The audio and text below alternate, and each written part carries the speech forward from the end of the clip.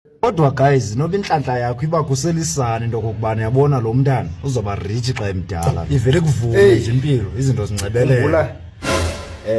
Nam ke ngela xesha ndandilisana. Ye madoda, uyamva lo mntu uthini? Ithini andimva. Uthini ni? Ndilisana. Yho. Hayi, cha ke ngoku andikabikho shoba. Inoba ke ngoku ndingumXhosa okanye ndingumlungu okanye ndiyintoni yabo. Nam ndandingabikho shoba. Wena wabo. Wakumnyama nje kuwe. Ukuze ndiva ndingumXhosa okanye ndingumlungu. Zawumamela ihlobo enditeketiswa ngalo. Hayi nyani ke. Uba ndikhumbula kakuhle la nesi yayingumlungu leyana shaya. Kazo noRhalela uba yintoni. Yivi sithi la nesi. Wow. Like father like son. Yo. Yathi uthi bafu wathi ngumlungu like son ndatsho nami ndathi ayike. Hayi Umuntu omhlophe nyani. Ngendlela zikhanyelanga. Hayi nyani ngoba ikujala. Ngithe ndisajonge le mina ndithi manje uRhelti ngumlungu. Hey madoda. Hayibo. Hey. Kwase kwafika ifamily yami. Yeva ihlobo enditeketiswa ngalo.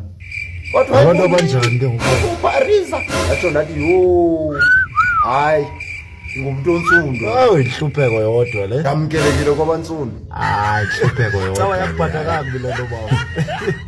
Hayi kwathi ekubeni ke nditeketisiwe mfundi ndabomba hayi kusawa ke ngoku. Yave ndayibona inhlupheko ndisiza kokubaleka. Ngumntu omnyama. Ukuba ngumuntu omnyama kanti wena. Yo. Ufuna uba ngumuntu omhlophe. Hayi ndeva kunzima ndaqonda makhala ukuthi Yehova ngcono vele ngiphinde ndibuyele kuwa bezulwini qha. Hayi uyazi laphi umuntu omnyama ucala nzima kanti ba. Kanti ndingumXhosa. Wena uyazi laphi lo. Nami ndabe sendibona ba iyakhomba iR. Ibafu uthi wathi nalomlungu la. Uthi wathi nalomlungu. Ngizimade kumlungu kalo inqa kwase wadla mlungu lo. Wow. Like father like son. Uyazi nani wayisazela. Kodwa wakwenza lo doctor omlungu lo ndiblame yena. Hayi ndiblame yena. Ubhlungu azipheli guys. Ubuzazi ngumuntu omhlophe ngokwena. Uzazi ngumlungu. Wena. Ukuthi ndimi wazisikele enqathini. Awuvukhela.